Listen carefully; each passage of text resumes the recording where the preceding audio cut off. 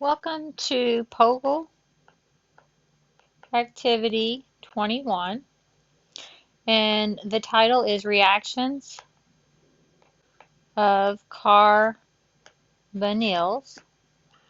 and in particular aldehydes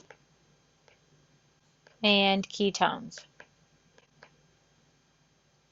So Model 1 is nucleophilic addition to carbonyls.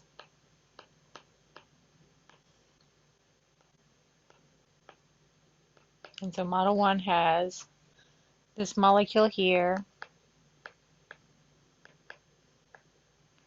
and you see that we have formed a tetrahedral intermediate.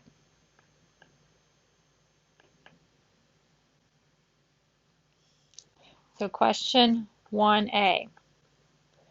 A carbonyl, aldehyde or ketone, is reacted with a nucleophile. What is the role of the carbonyl? Now, the R group for a ketone could be an alkyl group.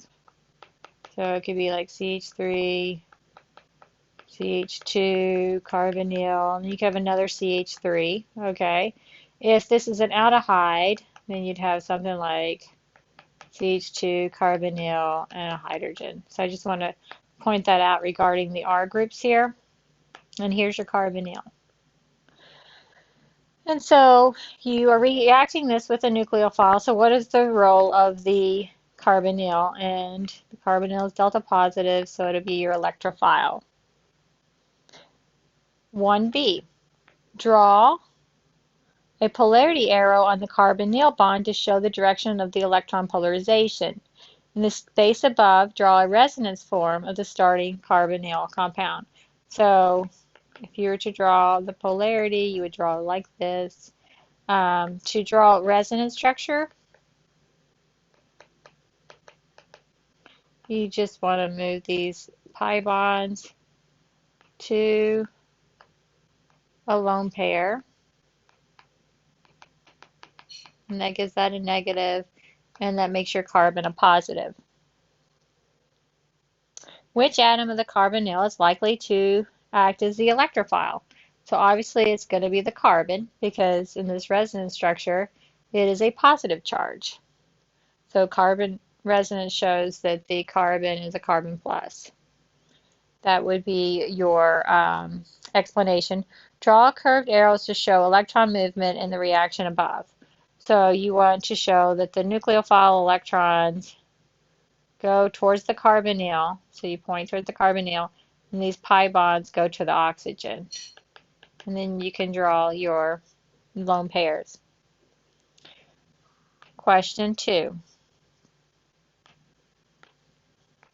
2A. Draw 2-propanone, so that's 2-propanone, and ethanol. Ethanol is ethanol. Once your group agrees on the structures of these compounds, note any differences between these two compounds. So they both have a carbonyl, but the ethanol has a hydrogen, whereas the 2-propanone has a CH3. So it has 3 carbons. Octyl groups donate electrons through induction. Based on these electronic effects, which compound would be more reactive as an electrophile? So the ethanol would be more delta positive because the hydrogen is not going to donate electrons through induction, and that's through the sigma bond. But this CH3 here can donate its electrons towards that carbonyl carbon, and then donating electrons will make it less electrophilic. Which group, CH3 or hydrogen, is bigger? So you can make models, but you'll see that the CH3 takes some big space, so this is definitely going to be bigger than a hydrogen. And keep in mind this is rotating. These hydrogens are rotating. So based on steric effects, which compound would be more reactive as an electrophile? So the aldehyde would be more reactive as an electrophile because there would be less sterics for your nucleophile to attack the carbonyl, and it would be more delta positive of the carbonyl carbon because of the hydrogen. So the aldehyde because the hydrogen is smaller. Now let's look at question number 3.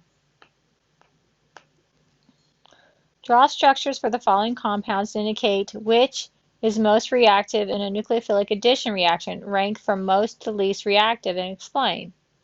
So pentanal, that's going to be 5 carbons. 1, 2, 3, 4, 5. Pentanal. We have 3 methyl, 2 pentanone.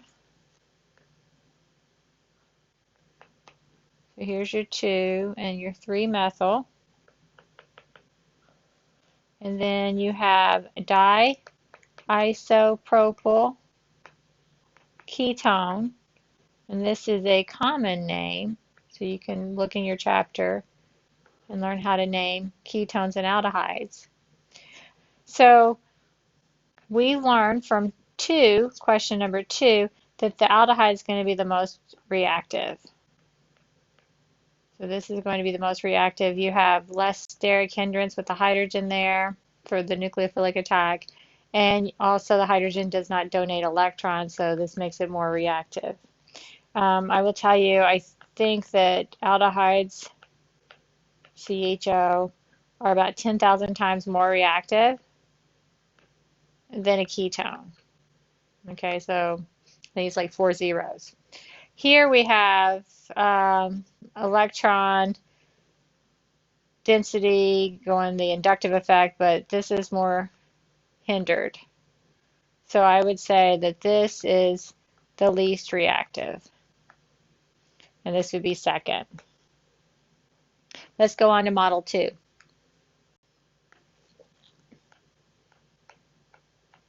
Model 2 is reactions of carbonyls under basic conditions.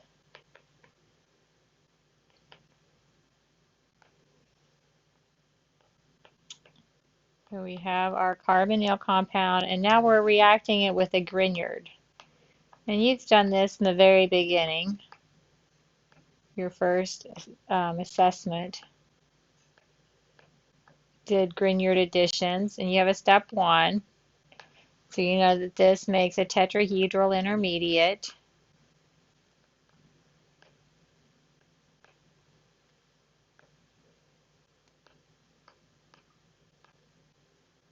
And then you know that you have to add acid to quench your alcohol, your Grignard.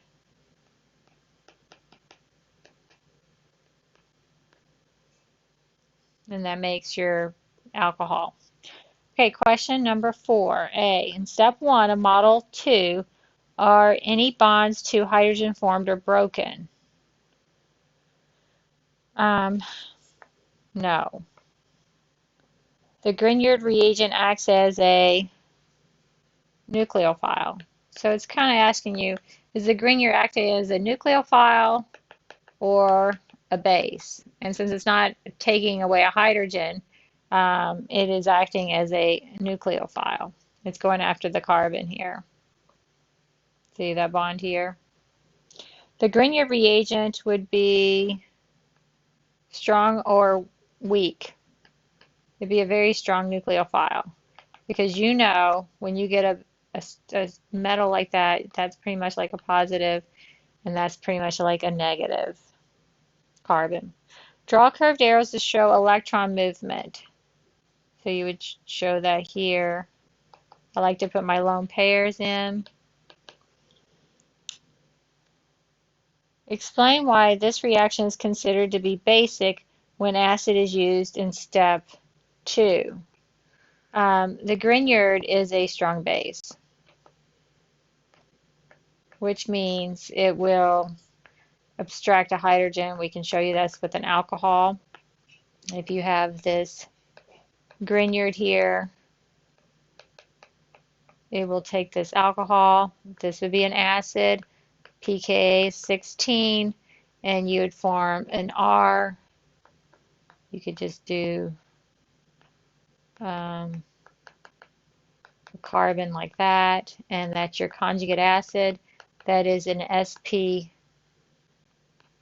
carbon hydrogen, so the pKa there is 50, and so your equilibrium would shift towards forming the alkane. And so strong bases, also strong nucleophiles, and that's what I wrote in 4D to explain this, the pKa's. Draw the product expected under reaction of sodium cyanide with the ketone. So let's draw this ketone with another nucleophile, sodium cyanide, and we can draw cyanide out here. This is the sodium cyanide Lewis structure. And that is a strong nucleophile, so these electrons will attack the carbonyl. Those electrons will go up. You will form a tetrahedral intermediate.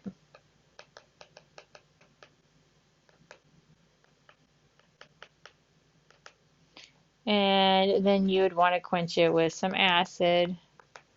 And you can see that this forms a tertiary alcohol.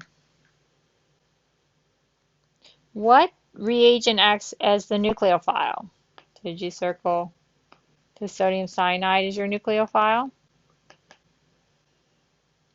Compare the reaction of sodium cyanide to the reaction of your Grignard. As a group, discuss what is different and what is the same about these reactions.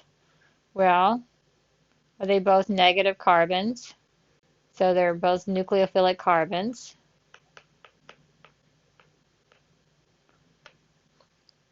And they both attack the carbonyl, so they both act as nucleophiles. How are they different? They're different reagents, right? So you get different products. Let's go on to Model 3.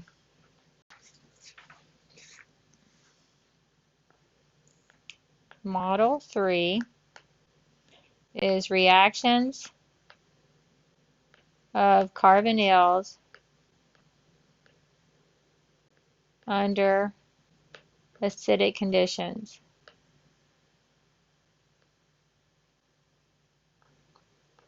So we just saw how carbonyls react under basic conditions, and now we're seeing under acidic conditions. So we're having protonation.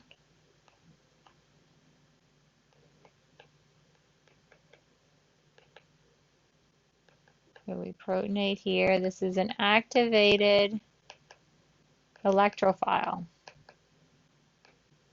And that is an intermediate, so we have brackets. And then we add water. And that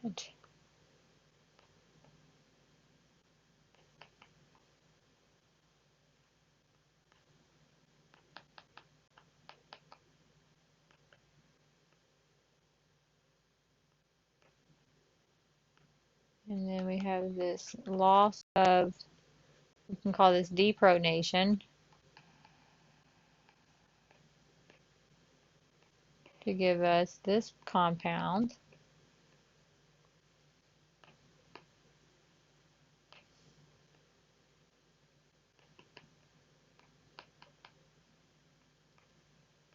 All right, so now let's do 6A. What is the functional group of the starting material? You can write ketone, assuming R equals some kind of methyl. What is the functional group of the product? Okay, so what is this functional group? This is called an acetal or a ketal. So if this is an aldehyde, then this would be an acetal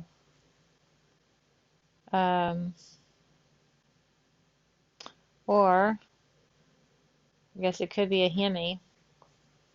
Um, Compare the starting material in the product. What reagent has been added to the carbonyl? So, did you say water? OH? Water has been added. So we've added this hydrogen here.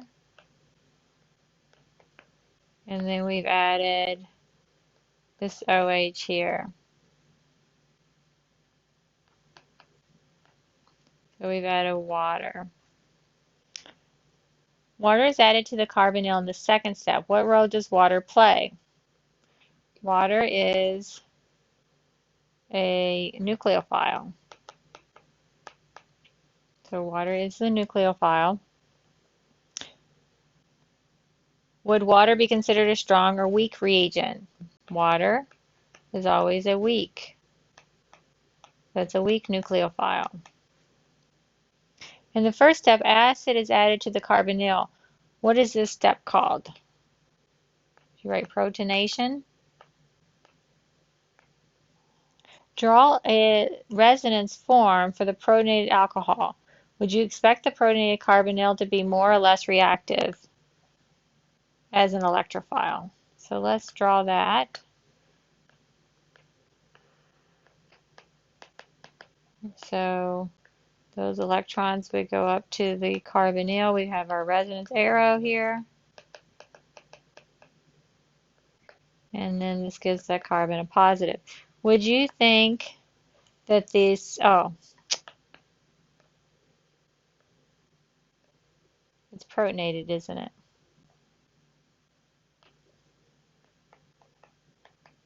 Okay, so we can even make that red. So it's a protonated alcohol, and it asks for the resonance structure of the protonated alcohol. So the electrons go there. So here we have a positive charge in our starting material. We also maintain a positive charge in our resonance structure. Would you expect the protonated carbonyl to be more or less reactive as an electrophile? And this makes it more electrophilic. Okay, so this makes it a lot more electrophilic, and that is why it will react with such a weak nucleophile. So what is the purpose of the protonation step? To make the carbonyl more electrophilic. So you have to make the activated electrophile, and therefore it can react with a weak nucleophile. The basic conditions, you have a strong nucleophile, folks. Draw curved arrows to show electron movement for the remainder of the reaction. You'll have to be able to do stuff like this. So here we have the electrons. They go towards the acid. They get protonated. The nucleophile adds to the carbonyl. Those electrons go up. It's good to put in your lone pairs here. You have the formal charge on this added water nucleophile, and then you would end up having your nucleophile doing a deprotonation step to give you your activated product, or your acetal. Once your group agrees on the mechanisms for this hydration reaction, discuss why it's possible to use water as a nucleophile in this reaction. And it's because you protonated the carbonyl. Let's do model 4. Okay, so model 4.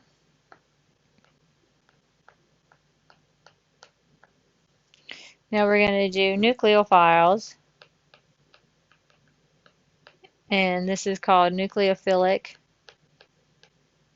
That's your mechanism. Addition to carbonyls.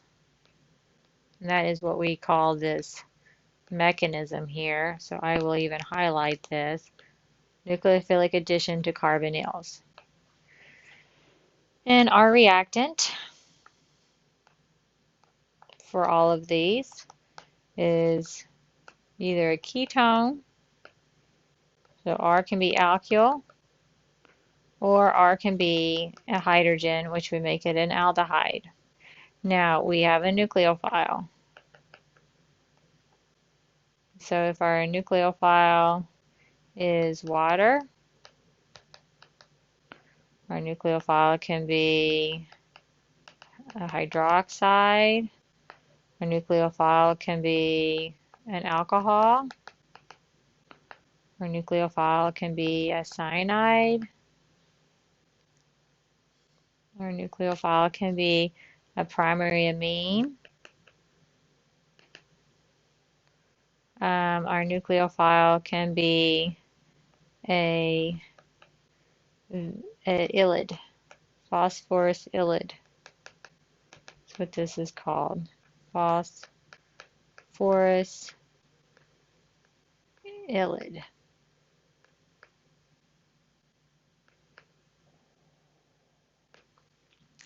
All right, so that's our nucleophile. And then our conditions. So you've got to decide whether you have acidic or basic conditions. If it's acidic, you have to protonate first. So here we have acidic conditions. Here we have basic. Here we're going to have acidic. Here we're going to have basic.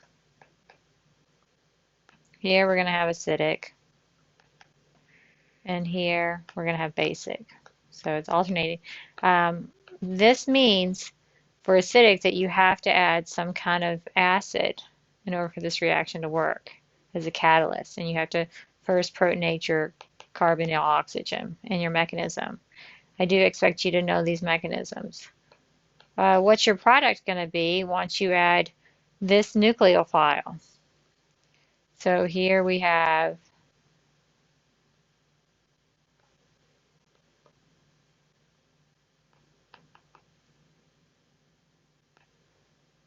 OH is added. This is called hydration.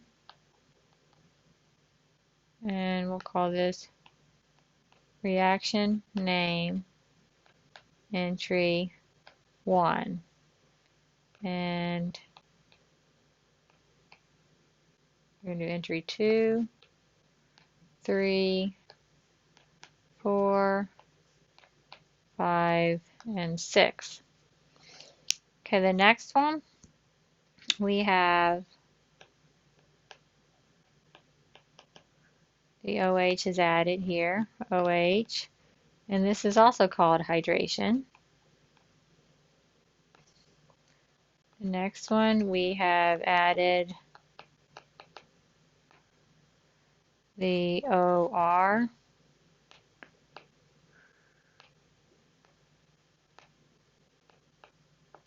To the prime, OR prime means it is a different alkyl group.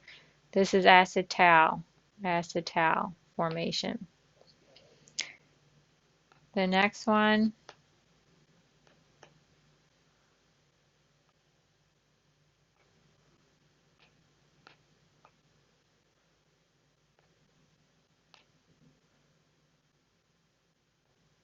we have added cyanide,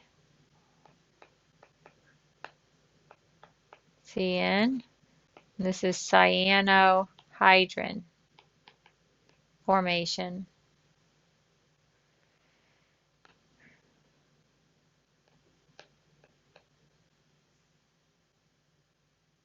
And this one we form an amine. That's a new functional group, amine.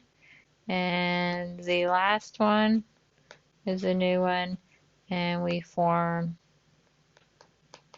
an alkene. So this is the Wittig reaction. We call it Wittig reaction. All right, so now we have a series of questions, 7 through 10. So let's see if we can answer those questions. Circle the nucleophiles.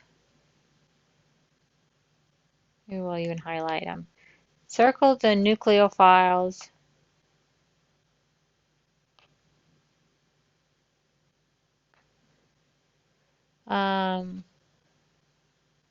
the table that would be weak nucleophiles.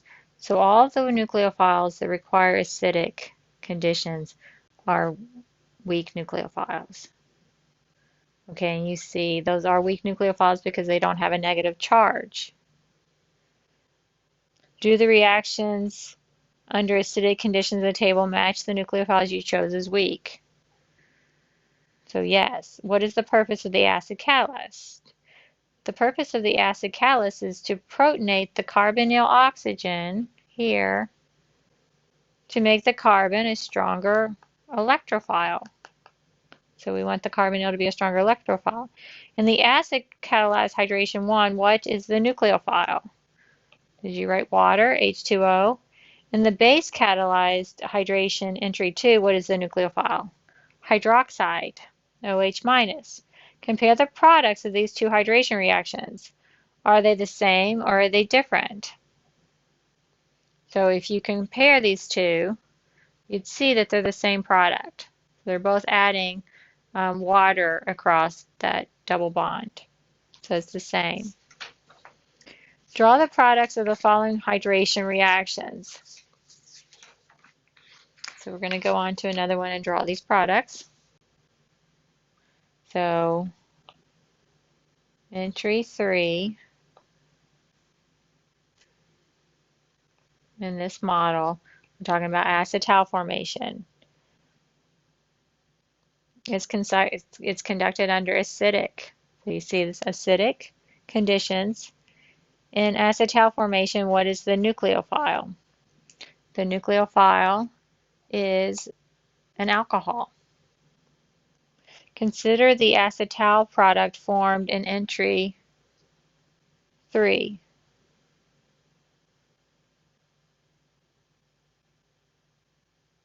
Okay, describe the functional groups that make up an acetal. So we have two OH groups, OR groups, that make up an acetal. So these are almost like two ethers.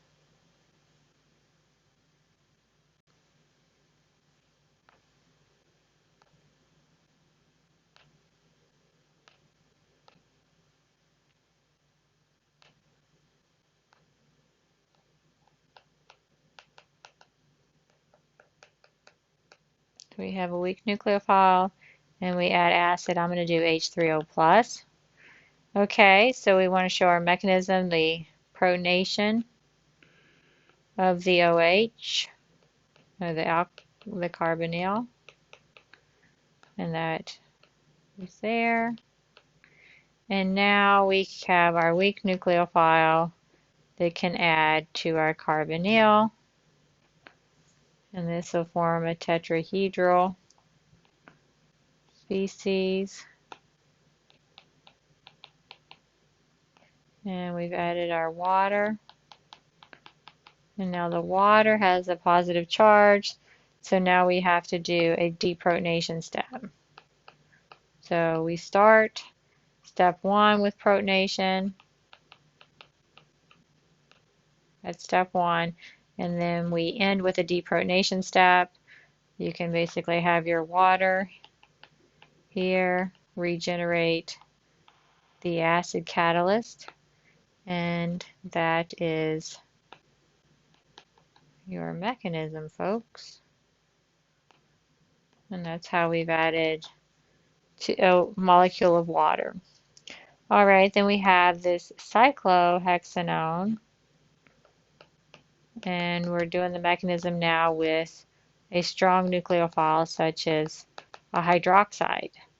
And so the hydroxide will attack the carbonyl, and so we don't have to protonate. We automatically go straight into a nucleophilic attack of the carbonyl, and then we can pick up water here to regenerate the OH minus, and we now form the diol. Okay, 9. Entry 3 in Model 4. We're talking about acetal formation. So let's go back.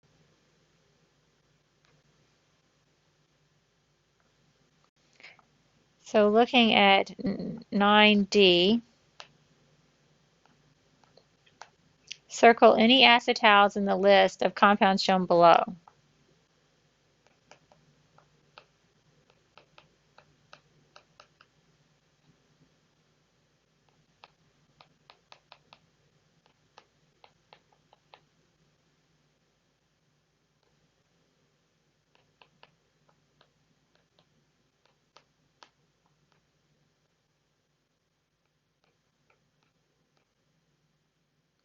Okay, so we want to circle the acetals. So acetals have two ethers, two ether groups. So these are two OHs. Here's an ether on the same carbon. So that would be one. This one has one ether on that carbon, but not the other. Here, this carbon has two ethers. And that would be a cyclic acetal. So that's a cyclic acetal. This is a hemiacetal. So acetal formation is similar to the acid-catalyzed hydration in Model 3. Draw the mechanism for the acid-catalyzed acetal formation after one equivalent of alcohol has been added to give the hemiacetal below. Use curved arrows to show the electron movement. So we have butanone here, and we're going to protonate. So the first step is protonation, because you have a weak nucleophile. And so we show that when you generated water.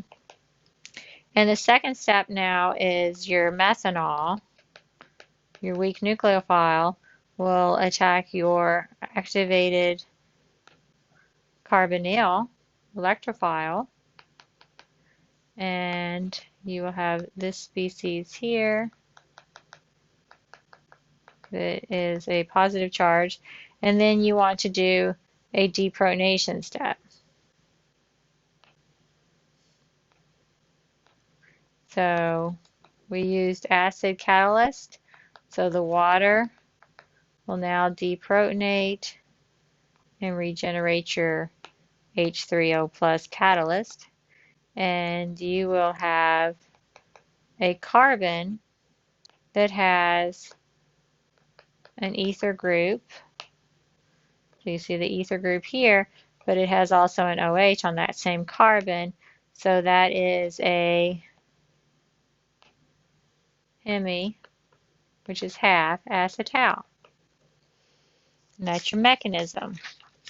Now if you go to 9F, you'll go on the steps from hemiacetal to acetal is similar to the protonation and substitution of alcohol. So we want to go ahead and do that whole mechanism.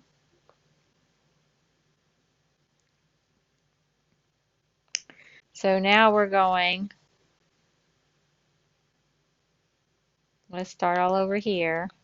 We'll start all over from our hemiacetal. I like to put my lone pairs in. And so here's a hemiacetal that we started with. And we're going to protonate here. Now we want to make OH a good leaving group. We want it to leave to form the acetal. So we show this step. And the water is now, the OH is protonated. This forms a good leaving group. And we need to form a carbonyl. So these electrons will push here and those will leave. We're going to form that carbonyl.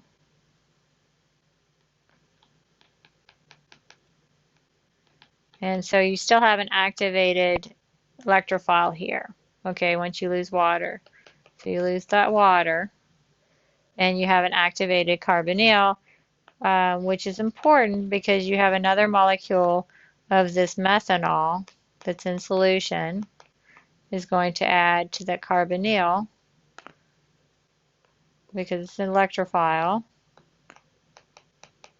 Those electrons push up. Then you have added your methanol there, And then you want to do a final deprotonation step because you generated water here that is a catalyst, and now you want to regenerate your catalyst.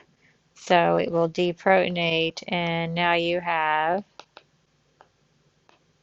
this compound here, and you see that you have two ether groups on the same carbon. This is an acetal. So circle the group that must be protonated in step 1 in order to eliminate. Water in step 2. So hopefully you circle that. Draw curved arrows to show protonation and loss of water. So we did that. What is the nucleophile in step 3? So methanol is your nucleophile in step 3. And it says draw the curved arrows to show the electron movement.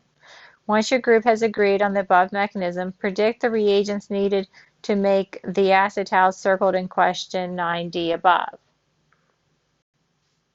Okay, so in order to do these, let's look at, you want to be able to go forward and backwards on these. So how would you make this? Okay, so retrosynthesis, those arrows, actually,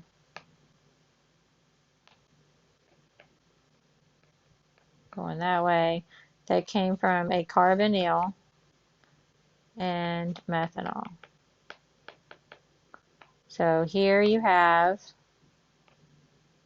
your ethers on the same carbon, and it is that carbon that forms your carbonyl, and then these groups are your weak nucleophile. So you would just need to add some kind of acid. If you wanted H3O plus, or you could do paratosic sulfonic acid. So that is that. Okay, so then let's try this one. This one might look a little different to you. So let's pay attention to, this is your alcohol ether portion. It's connected to the same carbon here. So that carbon is going to become your carbonyl. And so we can break these two bonds here and just put hydrogen. So do you see where your water came from? O, H, H. So you added water. So you're adding a molecule of water, and you would also need acid to go that way. Here you have the oxygen, and then you took these two groups and you added hydrogen. You had two of these. So there's your H2O that you removed to make your acetal. Now your question is for 10, and 10 has to do with the Wittig.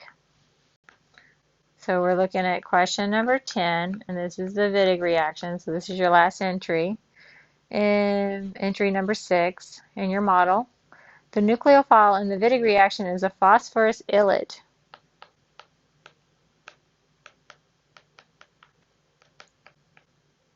All right. Circle the atom of the phosphorus ylide that reacts as the nucleophile. So this is your nucleophile. You see the negative carbon?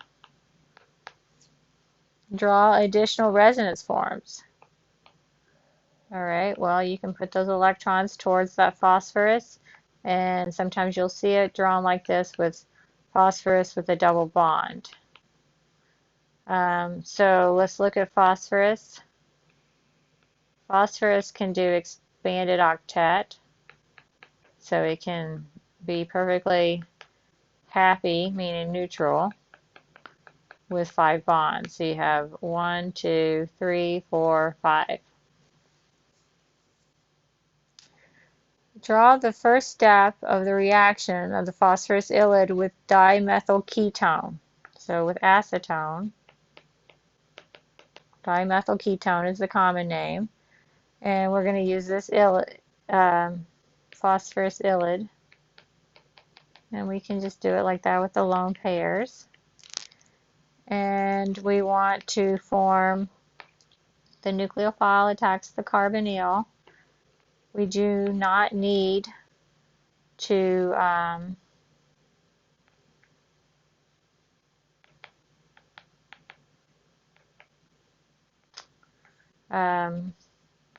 my words here. We don't need any acid because this is very strong. So here, let's draw it like this. We're going to add the phosphorus coming in from the side. You'll see why here in a minute. So let's do this as C, H, H, and then the phosphorus bond here. And you just move pH3. And so when that adds there, the phosphorus still has a positive charge here. So here this is a positive, this is a negative. Now what happens is this is going to rapidly happen here with those oxygen. Phosphorus loves oxygen. Okay, so this is going to bond very quickly. And you can draw this like this. Phosphorus has 3 phenyl groups attached, and then it's still attached to the carbon. And this is an oxaphosphatane. And what happens then is, let's see, C. Given that phosphorus oxygen bonds are strong, see, they're strong, and readily formed, draw the 4-membered ring product from 10B above. So that's the oxaphosphatane. Okay, now for 10D, the final product is an alkene and also triphenylphosphine oxide. Draw curved arrows to show. So these electrons go here towards the phosphorus, and these electrons go towards the carbon. And what you end up getting is triphenylphosphine and an alkene. All right, so now you have additional problems. It looks like, make sure you draw these reactions out and these reaction mechanisms. It says use curved arrows to predict the complete mechanism of the formation of the amine below. So it's forming the amine where so you go through your steps. I would like for you to write step 1 and put in words what's happening, like protonation. Step 2, the weak nucleophile, whatever that is, attacks the carbonyl, just like I do, then deprotonation. 12, draw the major products for each of the following reactions. I also want intermediates shown on those. I want reaction mechanisms shown with electron flow arrows for number 12. Number 13, draw starting materials used to prepare the following compounds. So you do not have to draw the mechanisms for 13. I do want to see the starting materials. And if you need acid, make sure that you write H3O plus in those reactions that need acid.